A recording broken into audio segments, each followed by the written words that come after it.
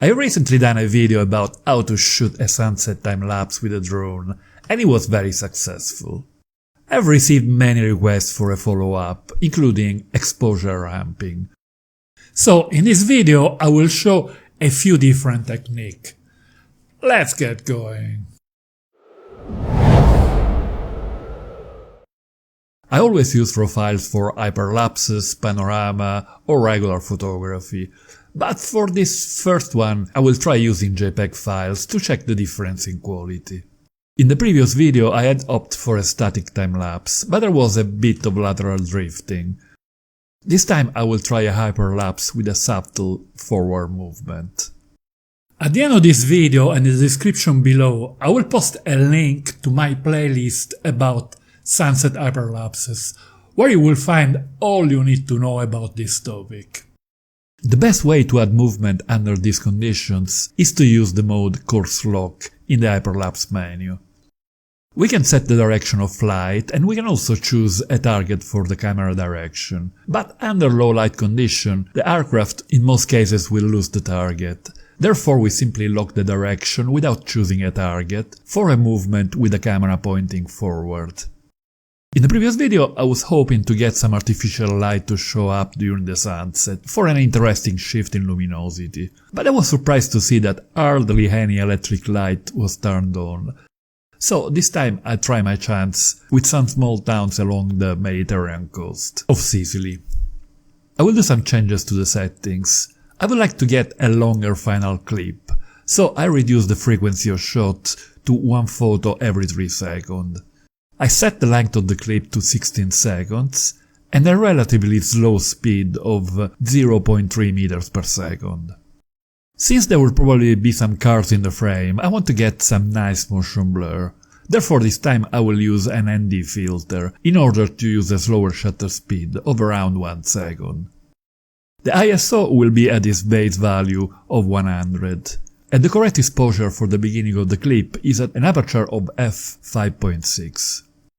This time I will increase the exposure during the hyperlapse, a process known as exposure ramping. In this case I will keep the shutter speed constant at 1 second.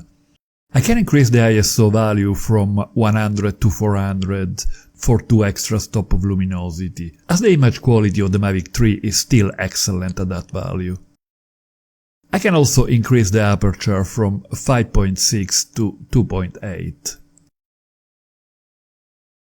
I'm editing and encoding the hyperlapses with On1 Photo Raw, the program that I've been using to organize my videos and photos and to post-process the still images. You will find info about this program in the description below, as well as my video about On1 Photo Raw and a discount coupon code. To choose the best moment to ramp the exposure, I keep an eye on the histogram. As the luminosity from the sun goes down, the bars of the histogram moves towards the left. When the last bar to the right reaches a specific point, I increase the exposure. In this case, I will increase it twice, once for the ISO and another one for the aperture. The benefit of this method is that we will get a good amount of light towards the end of the clip. But there is a noticeable downside, as there will be 2 points in the hyperlapse where the light will change dramatically. So we have to adjust the values in the video editor to achieve a transition as smooth as possible. This is the result. There was a very strong wind, and as you can see there is some warping in the first part of the clip, as the drone was drifting more than usual. The luminosity at the end is excellent, but you can notice the 2 points in the clip where the exposure was changed.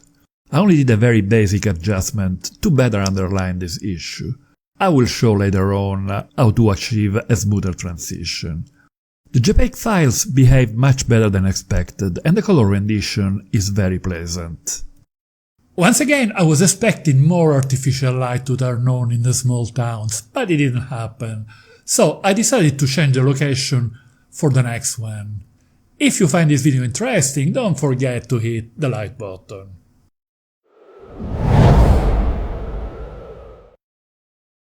This is the new scene, a much bigger town by the sea. I expect this time to get a good amount of artificial light, or at least plenty of light coming from cars. Let's try this time a longer hyperlapse, going well past sunset until night, maintaining a constant exposure. We will see how much of the shadows we can recover at the end of the clip in post-processing. I still have the ND filter on, so I can set the shutter speed at 1 inch to make the most of the motion blur in the cars. I set the aperture at the maximum value of 2.8, and I achieved the optimal amount of luminosity for the start of the clip at ISO 400. I select a frequency of shot every 3 seconds, a length of the final clip of 20 seconds, and a very slow speed of 0.1 meters per second. This is the result. When light from the sun has disappeared, the image is very dark, and there is a lot of noise in the sky.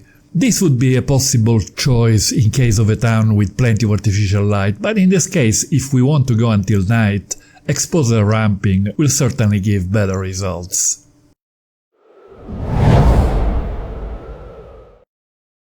So the next day I go to the same location for the same hyperlapse, this time using exposure ramping. I try a slightly faster speed of the aircraft of 0.3 meters per second. I'm still using an ND64 filter and the exposure values are shutter speed of 1 second, ISO 100 and aperture f4.5. I leave myself some room to increase the ISO up to 800 and the aperture up to 2.8. If we look at the single photos with on one photo row, we can see that there is a big jump in luminosity when I increase the ISO value, and the second smaller one where I increase the aperture. Looking at the unedited hyperlapse, we can clearly notice the two jumps. Let's see how we can fix them. I will be using Premiere Pro, but the technique is exactly the same with any video editor. I go to the last frame of the clip and I color grade it according to how I want the final part to be.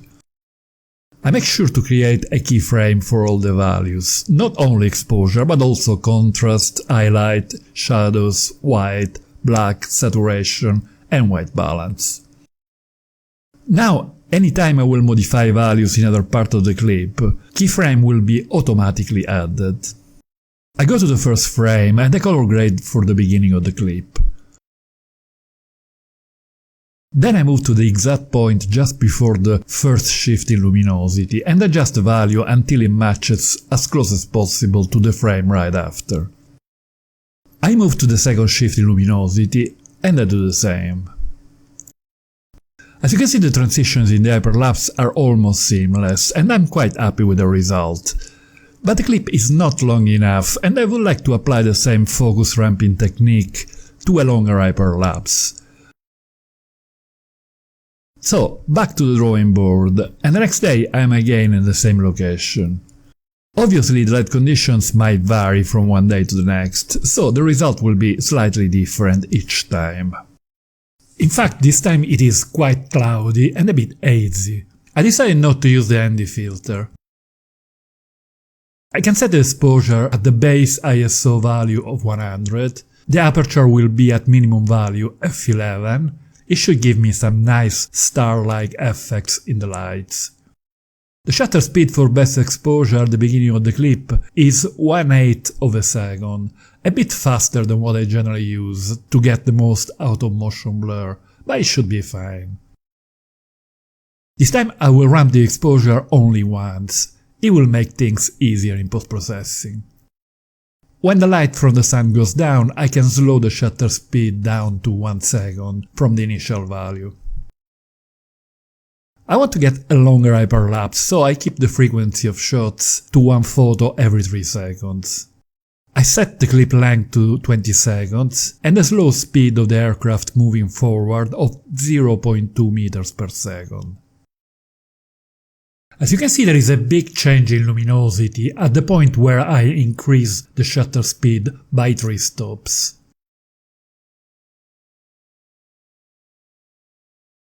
But after carefully color grading on Premiere Pro, the transition is barely visible. There is still a good amount of detail in the shadows, a nice color rendition, and no visible noise. I'm quite happy with the result. Let me know in a comment below if you're interested in a video about the mother of all sunset hyperlapses, the one against the full sun. If you want to know more about sunset hyperlapses, click on this link for the playlist containing all you need to know about them. I will add further videos on these topics as soon as I will publish them. Don't forget to hit the like button if you enjoyed this video. It really helps to grow the channel.